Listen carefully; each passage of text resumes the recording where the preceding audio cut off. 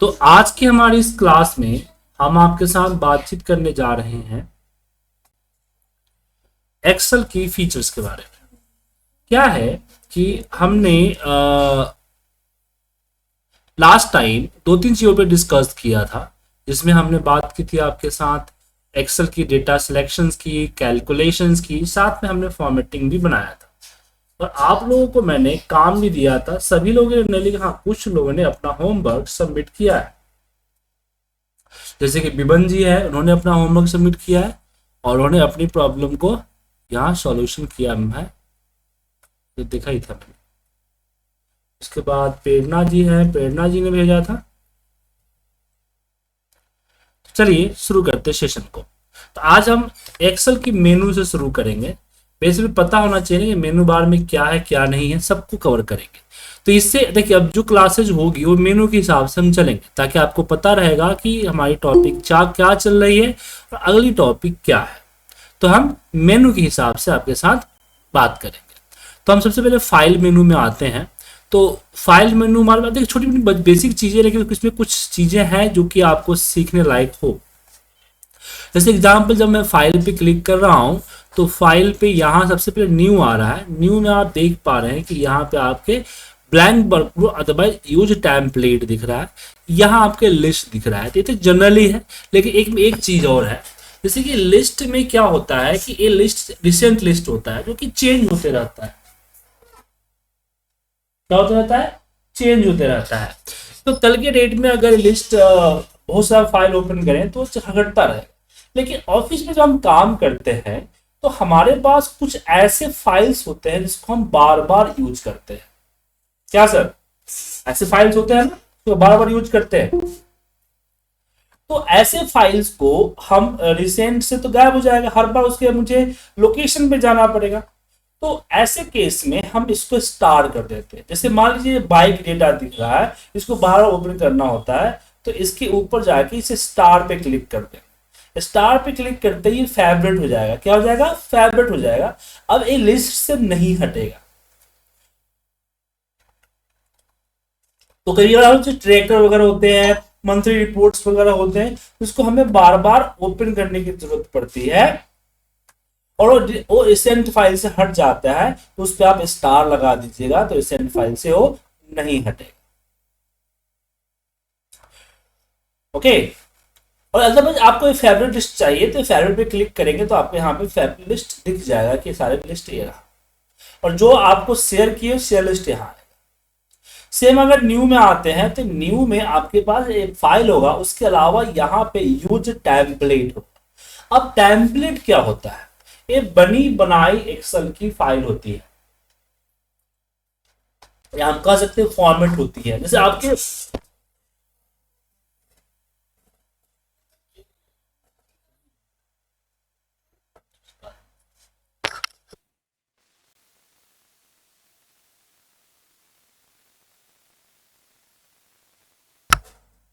तो यहाँ पे जो मान लीजिए मुझे इनवाइस बनाने का ऑप्शन मिला है, तो मैंने यहाँ पे लिखा बिल, ठीक है, और सर्च किया तो ये देखिए इतने सारे इनवाइस के लिस्ट बन गए। तो ये क्या है? रेडी टू यूज टेम्पलेट है। जस्ट क्लिक कीजिए, क्लिक करने के बाद इंसर्ट कीजिए और आप इसके अंदर अपनी डिटेल डाल के इसका इस्तेमाल कर सकते हैं। तो रिसेंट लिस्ट क्या होता है? ये आपका बने बनाए टेम्पलेट्स होते हैं जिसका इस्तेमाल आप लोग कर सकते हैं। ठीक है। आप चाहो तो अपना टेम्पलेट भी आप बना सकते हो। अब जैसे अपना टेम्पलेट मतलब, अच्छा आप लोग रिपोर्ट बनाते हैं तो क्या करते हैं? जैसे मुझे आज की रिपोर्ट बनानी है तो कल जो हमने रिपोर्ट बनाई थी उस रिपोर्ट को हम करेंगे सेव एज। सेव एज करेंगे इन न्यू फाइल। ओके। और फिर उसमें जो पुरानी डेटा है उसको कर देंगे डिलीट, और जो हमारी नई डेटा है उसको डाल देंगे उसके अंदर। तो ये इतना सा आप जो हम काम कर रहे हैं उसके जगह पे हम टेम्पलेट बना सकते हैं कुछ भी। जैसे कि हमने डे 3 में किया था, याद होगा, डे 2 था ना, शायद डे 2।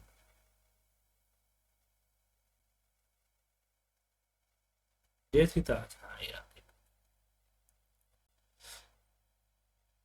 नहीं नहीं, ये तो कैलकुलेशन था। एक चलिए एक फॉर्मेट बनाते हैं आपके सामने, एक सिंपल सा सेल्स ट्रैकर बनाते हैं, सिंपल सा। हम चले गए पेज लेआउट में, यहां से ग्रिड लाइन को हटाया और एक एरिया को लेके मैंने कर दिया मर्ज। मर्ज लिखने के बाद यहाँ पे लिख दिया कैश रिपोर्ट, और इसको यहां से बड़ा किया और इसकी कलर थोड़ी सी ब्लू कर देता हूँ। यहाँ पे मैं रखता हूँ सीरियल नंबर और इसको सिलेक्ट करके यहाँ हमने अंडरलाइन दे दिया। यहाँ ये हमारे पास आता है डेट,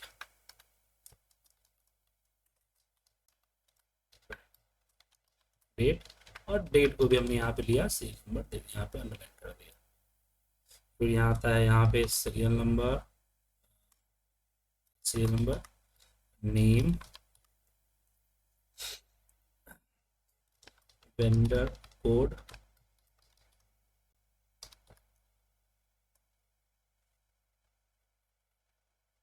टाइप, डीआर, सीआर,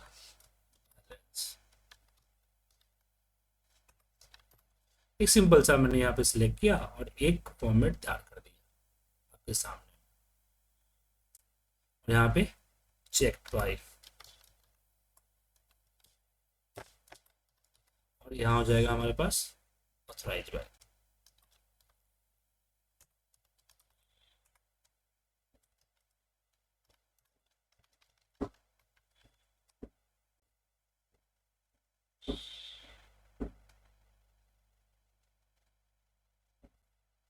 ठीक है, अब ये रिपोर्ट मुझे हर बार भरना, तो हर बार क्या करता हूँ कि मैं बाकी जो डेटा है उसको यहाँ से क्लीन कर देता हूँ, यहाँ से भी बाकी डेटा को क्लीन कर देता हूँ, फिर उसको रिपोर्ट फिल करता हूँ।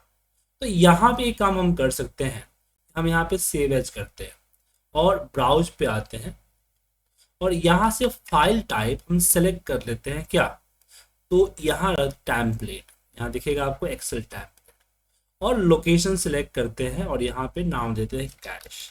अब इससे बेनिफिट क्या होगा कि हर बार मुझे जब भी ओपन करूंगा तो ये ब्लैंक रिपोर्ट ही मिलेगा। जैसे अब नई फाइल, अब यहाँ पे देखिए कैश का फॉर्मेट भी अलग हो गया। जब भी मैं इसको ओपन करूंगा तो जैसे आप नई एक्सेल फाइल खोलते हैं तो बुक 1, बुक 2, बुक 3, ये देखिए कैश 1 आ गया यहाँ पे। दोबारा अगर ओपन करेंगे तो कैश 2 आएगा, दोबारा करेंगे तो कैश 3 आएगा। तो इस तरह से कैश 1, कैश 2, कैश 3 आपका आता रहेगा। सर एक बार फिर से बताइए।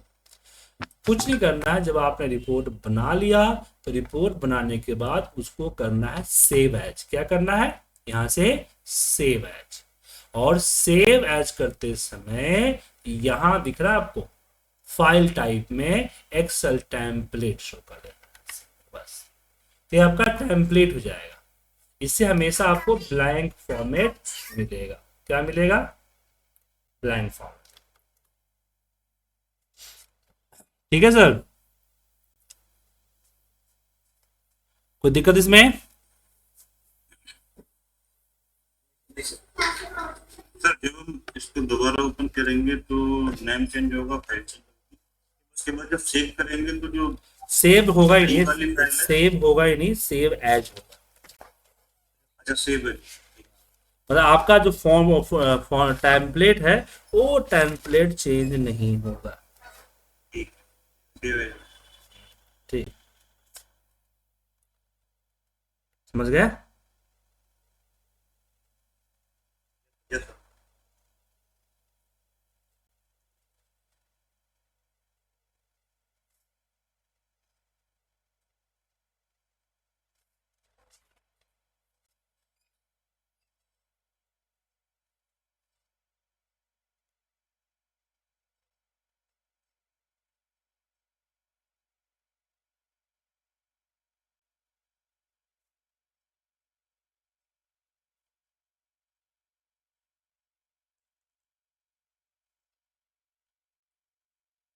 क्लियर है सर?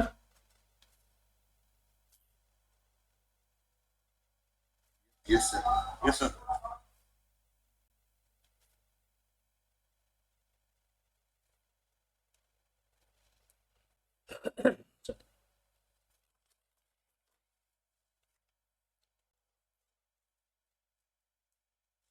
तो टेम्पलेट बड़ी काम का चीज है, इसका यूज जो है हम करते हैं।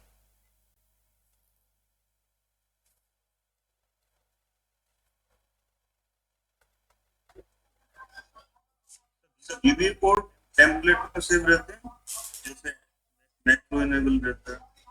जी जी जी जी बिल्कुल।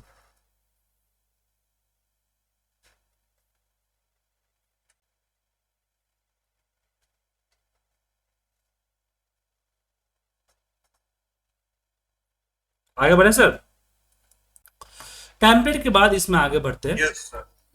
न्यू समझ में आ गया आपको, तो टेम्पलेट यू आ गया। ओपन, जनरली फाइल ओपन करते हैं। ओपन में क्या होता है कि फाइल लिस्ट भी आता है, फोल्डर भी आता है। और ओपन सबसे पहले आएगा आपका फेवरेट, जो फेवरेट है ना वो पहले आएगा, ठीक है। उसके बाद यहां से अपना जो वन ड्राइव सेट कर सकते हैं, और यहाँ पे कोई पहले से जैसे कि जेट ड्राइव वगैरह है उसको भी होल्ड कर सकते हैं आप।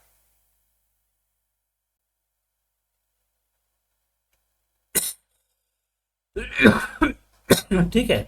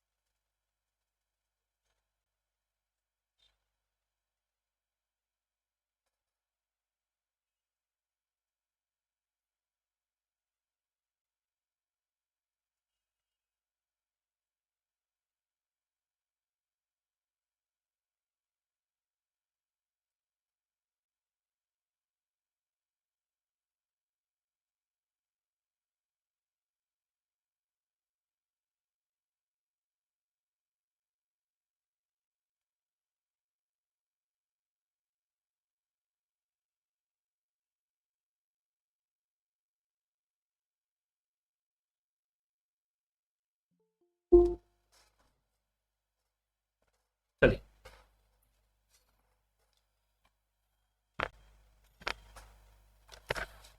अब यहाँ पे सेव शेयर में क्या होता है कि जैसे मान लो इस फाइल को मुझे मेल भेजना है, इस फाइल को अगर मेल भेजना है और मैं आउटलुक यूज कर रहा हूँ, तो हमें कुछ नहीं करना है, फाइल पे जाना है, शेयर पे जाना है।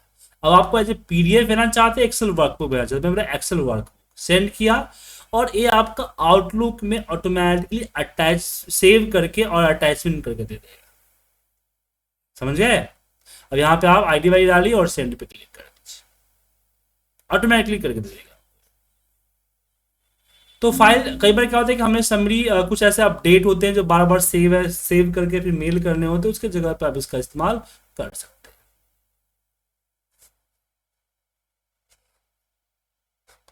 अब यहाँ पे आगे दूसरा बारी आ जाता है। यहाँ पे सेव एज, सेव तो सेम ही है। हाँ, सेव एज करते समय ध्यान रखिएगा, अगर कोई किसी ऐसे फाइल को सेव एज कर रहे हैं जिसके अंदर किसी भी तरह का कोडिंग है, तो उसको आप कभी हमेशा कभी भी एक्सेल वर्कबुक में सेव नहीं कीजिएगा, हमेशा सेव कीजिएगा माइक्रो अनेबल वर्कबुक।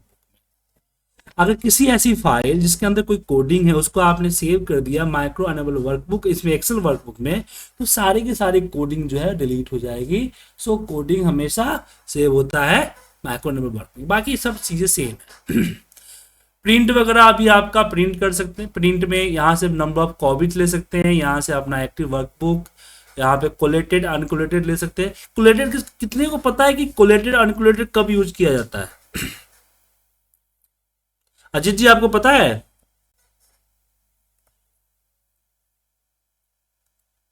सर कब यूज करते हैं कोलेटेड एंड अनकोलेटेड? नहीं सर, ये तो नहीं मालूम। जैसे मान लीजिए मेरे पास ये 5 कॉपी है। मान लीजिए मैं एक डॉक्यूमेंट है जिसके मुझे 20 पेज निकालने हैं प्रिंट, और 20 पेज की 5 कॉपी निकालने हैं। मतलब कि आपकी कंपनी ने आपको कोड ऑफ कंडक्ट का एक टर्म एंड कंडीशन का एक पीडीएफ भेजा, बोला इसको प्रिंट आउट करके अपने टीम में बांट दो और सिग्नेचर ले लो। आपके टीम मेंबर टोटल 5 है, तो आपने यहाँ पे नंबर ऑफ कॉपीज 5 कर दिया। अब अगर मैं यहाँ कोलेटेड अगर लेता हूं तो क्या होगा, वो पहले 1 से लेके 20 तक का पेज का एक कॉपी निकालेगा, फिर 1 से लेके 20 तक का एक कॉपी निकालेगा, फिर 1 से 20 तक का कॉपी निकालेगा, ऐसे 5 कॉपी सेट के रूप में निकालेगा। तो 2 4 5 कॉपी निकालना है तो ये बेस्ट तरीका है। लेकिन मान लीजिए मुझे 120 पेज का है और मुझे 100 कॉपी निकालनी, तो उसमें दिक्कत क्या होगा कि प्रिंटर में आपको ये थोड़ा सा मुस्तैद रहना पड़ेगा। दिक्कत ये हो जाएगा कि किसी कोई पेज फंस गया तो अगली पेज कहाँ से आएगा, कौन से सेट का कितना पेज खाली है, उससे आपको देखना मुश्किल हो जाएगा। तो ऐसे केसेस में हम अनकोलेटेड इस्तेमाल करते हैं। क्या करते हैं? अनकोलेटेड। तो वो क्या करेगा कि एक पेज की 20 कॉपी निकालेगा, फिर दूसरे कॉपी की 20 कॉपी, फिर तीसरे की 20 कॉपी, ऐसे हर एक पेज की टोटल कॉपी निकाल के देगा, इसको बाद में आप अरेंज करके बंच बनाएंगे। उसके बाद ये लैंडस्केप या ओरिएंटेड है, यहाँ डिसाइड कर सकते हैं। ये पेपर साइज हो गया, ये आपका मार्जिन हो गया, ये आपका स्केलिंग हो गया।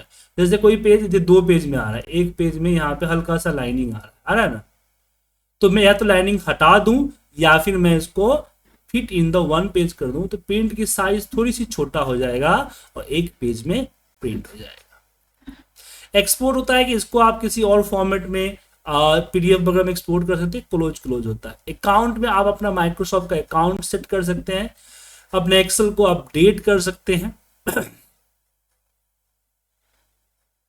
माइक्रोसॉफ्ट का इनसाइडर प्रोग्राम में चैनल सेट कर सकते हैं। अब जैसे ये क्या होता है, तो यहाँ अगर आप जाते हैं चैनल में और यहाँ बीटा चैनल सेलेक्ट करते हैं तो आपका एक्सेल ऑटोमेटिक अपडेट होके आपके पास यहाँ फॉर्मूला बार के अंदर इस पैथन वाला सेक्शन को ऐड कर देता है। बाय डिफॉल्ट आपके सिस्टम में पैथन नहीं होता है।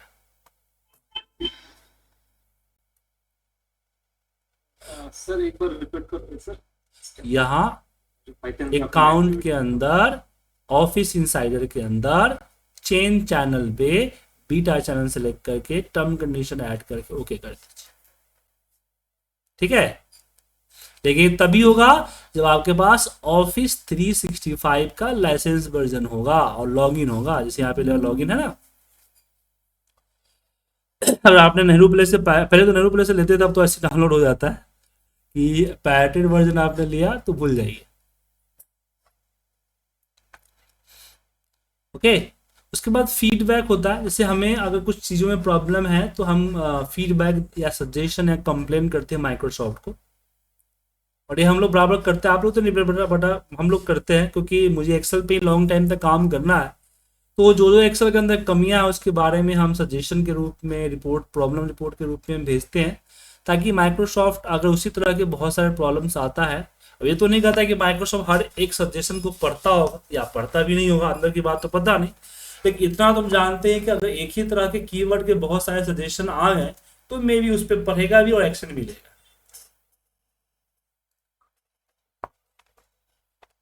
उसके बाद आता है एक्सेल का ऑप्शन, मतलब कि एक्सेल की सेटिंग। अब कुछ लोग बोलेंगे कि सर आप पहले दूसरी क्लास में ही एक्सेल की सेटिंग में क्यों बता रहे हैं। तो ये बताइए, आप लोग कोई डिवाइस लेते हैं, जैसे आपने मोबाइल फोन ही लिया तो क्या करते हैं, पहले उसकी हर एक चीज सेटिंग को अपने अकॉर्डिंग सेट करते हैं ना,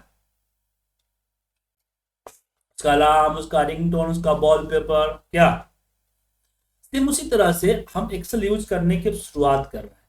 तो एक्सेल के अंदर की जो डिफॉल्ट फीचर है, जो डिफॉल्ट सेटिंग्स है, उसको चेंज करेंगे ताकि हमें प्रॉब्लम ना हो। जैसे एग्जांपल के तौर पे डिफॉल्ट फॉन्ट।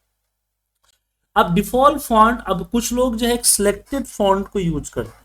क्या यूज करते हैं? एक सिलेक्टेड फॉन्ट, जैसे कि एरियल वगैरह है, ऐसे फॉन्ट को यूज करते हैं।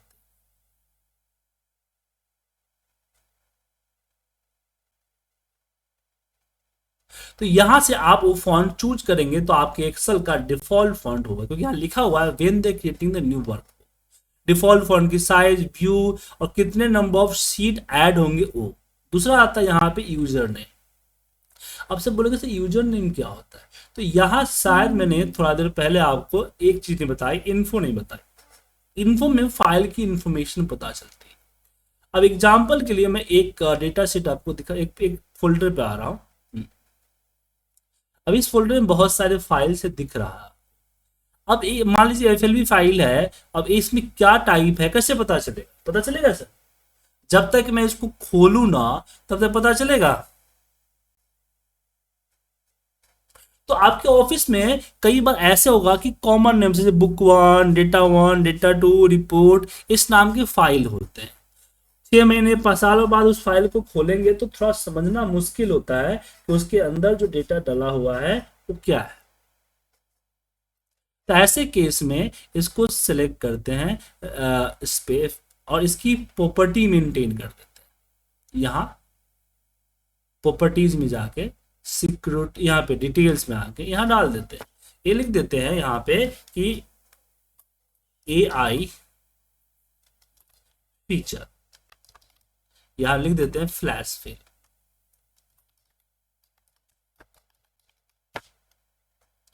एक्सेल और बाकी सब्जेक्ट वगैरह बाकी सब चीजें भी आप यहाँ पे लिख सकते हैं। अप्लाई कर दीजिए एंड ओके कर दीजिए। एक बार मैं रिफ्रेश करूंगा, उसके बाद जैसे इस पे कर्सर रखूंगा तो आप देखेंगे कि यहाँ पे मेरा टोटल दिख रहा है फीचर। अब मुझे फाइल खोलने की जरूरत है, जिस पे क्लिक करूंगा पता चल जाएगा, कर्सर ले जाते ही पता चल जा रहा है क्या है इसमें क्या। अब यही पे मान लीजिए कि पता करना है कि इस फाइल को एक्सेल बार चार्ट को बनाया किसने, कर्सर रखते ही पता चल रहा है। यहाँ पे कर्सर रखिएगा तो कर्सर रखते ही पता चल जाएगा यहाँ पे ऑथर, इसका ऑथर नेम है कुलदीप डॉलर। तो ये जो ऑथर नेम होता है ये अब एक्सेल फाइल के अंदर यहाँ ऑप्शंस के अंदर यहाँ पे होता है। अब बाय डिफॉल्ट जो ये लेता है, ये लेता है आपके ऑफिस लाइब्रेरी का, ऑफिस का जो लॉगिन आईडी है ना वो उठा लेता है।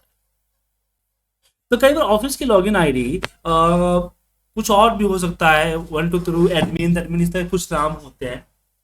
तो ऐसे केसेस में अगर आपकी कोई एक फाइल बहुत ही आपने मेहनत से कोई एक फाइल बनाई और आपने अपने मैनेजर को भेजा, मैनेजर ने आगे एमडी को भेज दिया, तो एमडी को कैसे पता चलेगा कि ये फाइल आपके मैनेजर ने बनाया है या आपने बनाया?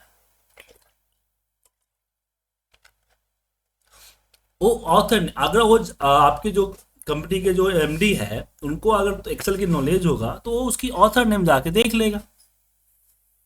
ऑथर नेम को साफ होना चाहिए ना, तो यहाँ से ऑथर नेम, सबसे पहले आप ऑफिस में जाइएगा तो अपना ऑथर नेम चेक कीजिएगा, यूजर नेम, और यूजर नेम में अगर कुछ गड़बड़ है तो आप अपना यूजर नेम डालिएगा, ताकि फाइल जो भी फाइल बनेगा तो उसका यूजर नेम उसके साथ सेव होगा और कोई भी माउस का काउंटर रखते ही समझ जाएगा कि इसको फाइल को किसने बनाया। ठीक है, उसके बाद आता ऑफिस का थीम। फिलहाल मेरा ऑफिस का थीम कलरफुल है, और मैंने इसको मान लीजिए कि ब्लैक करके ओके कर दिया, और मेरा ऑफिस का थीम ब्लैक हो गया। तो अगर किसी कंपनी किसी भी और एम्प्लॉय का अगर कुछ और इस तरह का ब्लैक, ग्रे, वाइट इस तरह का अगर विंडो हुआ तो मैं समझिएगा कि उसके पास कुछ और एक्सेल है, उसने ऑप्शन में जाके अपना थीम चेंज कर रखा है। ठीक है, यहां से होता है। उसके बाद फॉर्मूले में कोई खास सेटिंग नहीं है, डेटा में कोई खास सेटिंग नहीं है। प्रूफिंग में एक चीज है कि यहाँ पे आप ऑटो करेक्ट बना सकते हैं। जैसे मैंने बना रखा है डीएस, मैं डीएस लिखूंगा तो डेली रिपोर्ट सिस्टम आ जाएगा। डीएल करूंगा तो दिल्ली आ जाए, नहीं डीएल पे कुछ, हाँ डीएल पे न्यू दिल्ली आ जाएगा। ठीक है ना, ऐसे में यहाँ पे आई लिखूं तो आईपीटी, मैं सोचता हूँ कि आईपी लिखूं तो यहाँ पे आना चाहिए आईपीटी एक्सेल्स को। देखिए मैंने बना दिया आईपीटी एक्सेल, इसको मैं आईपीटी लिखना चाहता हूँ तो मैं कैप्स में आईपीटी लिख के स्पेस मारूंगा तो एक्सेल स्कूल ऑटोमेटिक लग जाएगा। ओके कीजिए, ओके बोलिए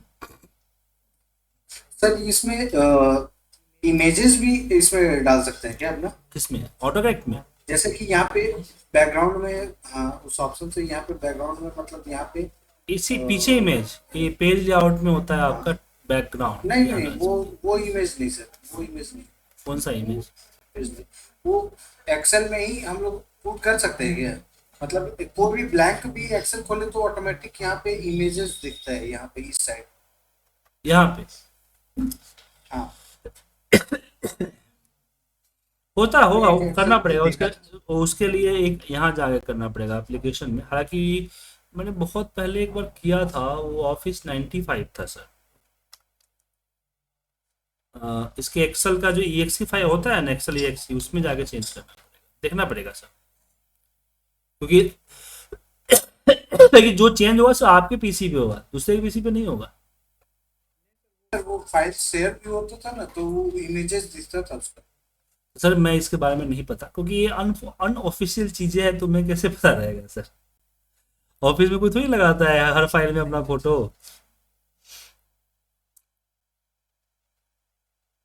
लेकिन देखूंगा मैं, आपने बोला है तो मैं चेक करूंगा।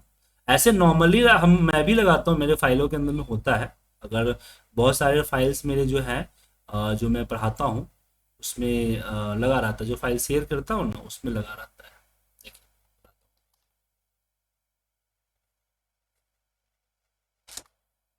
ये कंडीशनल फॉर्मेटिंग के देखें, देखिए दिख रहा है,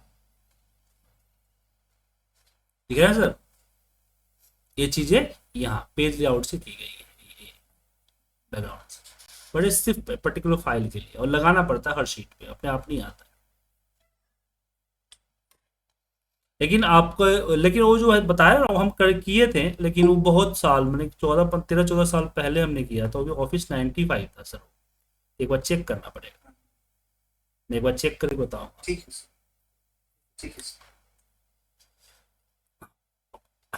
तो ऑप्शन में आगे बढ़ते हैं। तो यहाँ प्रॉफिट में प्रोफी में आप ऐसे वर्ड जो बार बार आप टाइप करते हो, ऐसे सेंटेंस, या इस तरह के कुछ ऐसे साइंटिफिक वर्ड जिसकी स्पेलिंग मेरी तरफ भूल जाते हो, उसका आप शॉर्टकट बना सकते हैं। उसके बाद सेव के अंदर अपना डिफॉल्ट सेव फाइल चेक कर सकते हो कि क्या होना चाहिए। अपना रिकवरी का चेक कर सकते हो कि ऑटो रिकवर, जो फाइल ऑटोमेटिक बंद हो जाता है सिस्टम गलती के कारण, किस लोकेशन में सेल होता है वो आप कर सकते हैं। जब कंट्रोल S करते हैं तो जो डिफॉल्ट लोकेशन आता है वो लोकेशन आप यहाँ से चेंज कर सकते हो। बाकी खास इसमें नहीं है। हाँ, इसमें एडवांस में आते थे कुछ ऑप्शंस हैं, जैसे कि मैं एंटर प्रेस करता हूँ तो कर्सर डाउन जाता है। इस डाउन के जगह पे आप लेफ्ट राइट अप कर सकते हैं। उसके बाद अगर आपने किसी, मान लीजिए कि एक्सेल में कभी आप ऐसा कुछ होगा कि आप टाइप कर रहे हैं 100 और टाइप हो रहा है 1, तो जो भी नंबर आप टाइप करते हैं वो 100 से ऑटोमेटिक डिवाइड हो जा रहा है। इसका मतलब है किसी ने इस पे क्लिक कर रखा है, ठीक है। उसके बाद अगर मैंने ये इस पे क्लिक है, इसका मतलब है कि हम इसको ड्रैग कर सकते हैं, इसे अनक्लिक कर देंगे, ड्रैग नहीं करेंगे। इस तरह के यहाँ पे छोटी मोटी चीजें, इसको छेड़छाड़ नहीं कीजिए, क्योंकि जो समझ में आए उसी को छेड़छाड़ करना है, बाकी को छेड़छाड़ कीजिएगा तो दिक्कत हो जाएगा। जैसे यहाँ पे देखिए फॉर्मूला बार है, या इसको अनचेक कर दीजिएगा तो जो फॉर्मूला बार दिख रहा है ना, दिखेगा ही नहीं। ऐसी अभी फिलहाल एक्सेल क्या है, लेफ्ट टू राइट है। अगर मैं राइट टू लेफ्ट कर दिया तो देखिए क्या होगा।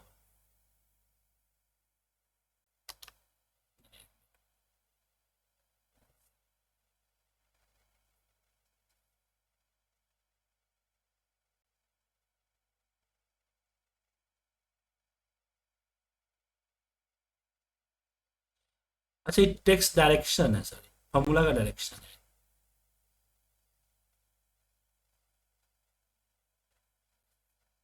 राइट टू लेफ्ट चलेगा, पहले चलता था यहाँ से इस तरह चलता है, अब लेफ्ट टू राइट चलेगा, चला है ना। नंबर भी चल रहा है, लेकिन इसमें एक फीचर और होता है यहाँ पे, एक मिनट बता रहा हूँ आपको मैं।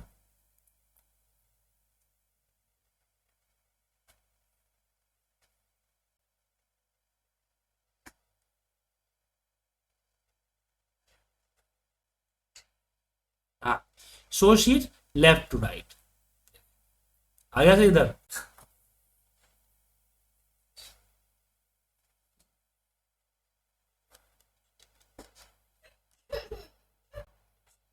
ठीक है, यहाँ चेंज होता है।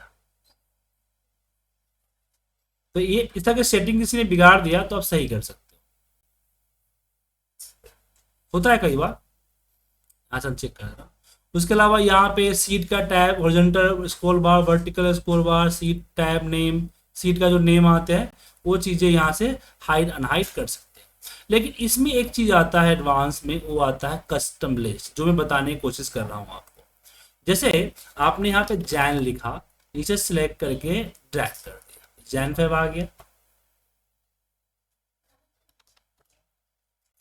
अगर मैंने यहाँ पे संडे लिखा, ड्रैग किया तो संडे मंडे आ जाएगा। ये फीचर आपके सिस्टम में होगा, लेकिन मैं यहाँ पे पूजा लिखूंगा, ड्रैग करूंगा तो आपके सिस्टम में सिर्फ पूजा पूजा आएगा।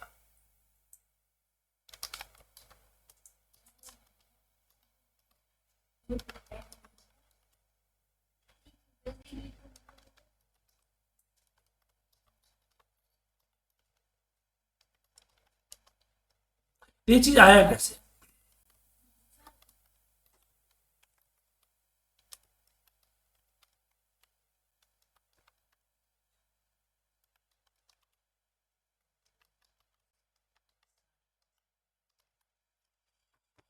तो इसके लिए हम एक्सेल एक्सेल ऑप्शन पे गए और यहाँ पे ए आता है कस्टमाइज, इसे एडवांस, एडवांस में कस्टम लिस्ट, ये दिख रहा है कस्टम लिस्ट, यहाँ पे आता है।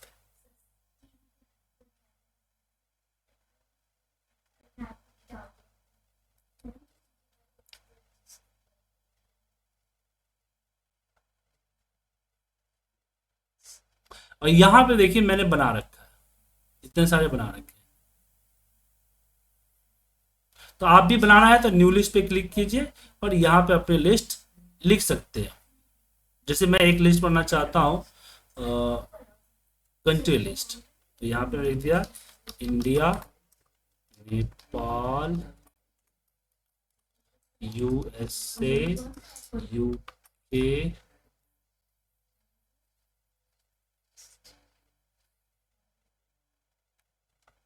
श्रीलंका,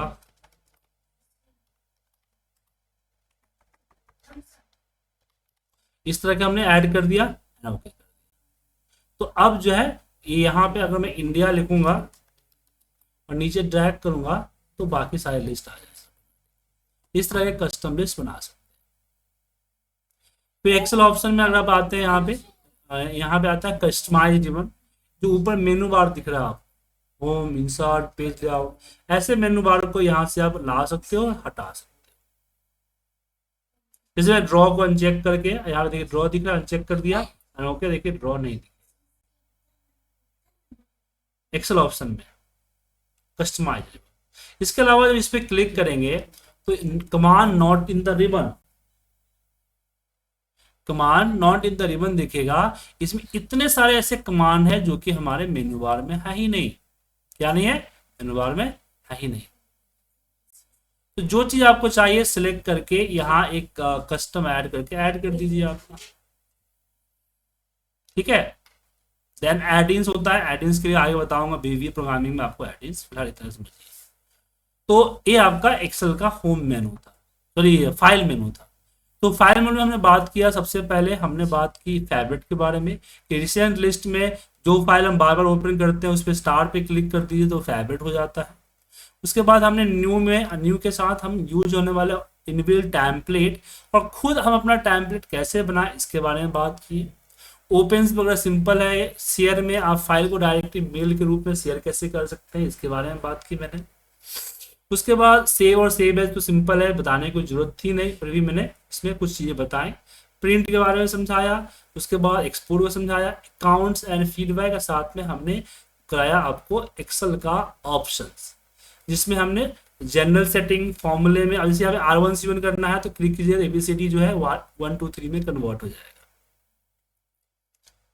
एडवांस में कुछ चीजें थी उसके बारे में जिक्र किया, तो इसको आप एक बार अपने हिसाब से पढ़ लीजिए। तो आज का जो टॉपिक है कि आप एक्सेल की सेटिंग में जो एडवांस की सेटिंग है उसको एक बार आप देख लीजिएगा।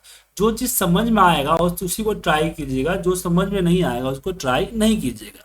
उसके बाद इस तरह के कुछ जो हमने लास्ट क्लास में टेम्पलेट बताए थे, इस तरह कुछ टेम्पलेट बना के अपने हिसाब से सेव करेंगे। अच्छा, लास्ट क्लास में हमने आप लोगों को एक होमवर्क दिया था, वो आप लोगों ने बना के भेजा नहीं, क्या हो गया?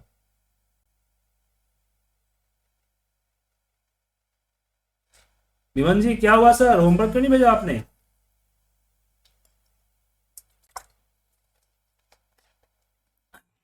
रमेश जी, संदीप जी, शैलेंद्र जी, ये बनाना था ना सर? देखिए, याद रखिएगा कि अगर आप डेटा एनालिटिक्स में जाते हैं तो आपको डेटा विजुअलाइजेशन करना होगा। डेटा विजुअलाइजेशन के लिए आपके पास अच्छे फॉर्मेट्स की स्किल्स होनी चाहिए, अच्छे फॉर्मेट्स को आप बना सके और भी क्विकली, जल्दी।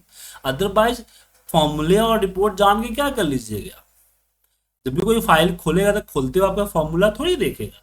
सबसे पहले तो आपकी फॉर्मेटिंग, आपका स्ट्रक्चर दिखेगा ना सर। और फॉर्मेटिंग से बेस अच्छा दिखने के लिए नहीं होता है। आपके सामने जो फॉर्मेट दिख रहा है क्या लग रहा है, सिर्फ अच्छा दिखाने के लिए है। एक कैटेगरी के हिसाब से हर चीज को समझाने के लिए। जैसे आप देखिए कि यहाँ पे परसेंटेज रेड आ रहा है, ग्रीन आ रहा है, ठीक है। जो सेल ग्रेटर देन है वहां पे ग्रीन रेड कर रहा है, उस पर ग्रीन कर रहा है, इजीली अंडरस्टैंड हो रही है ना सर। तो इस तरह के फॉर्मेट्स बनाने आने चाहिए आपको सर, नहीं आएंगे तो मुश्किल हो जाएगा सर।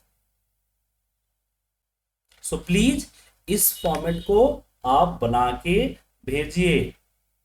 हर हफ्ते आपको कम से कम एक फॉर्मेट बनाना होगा।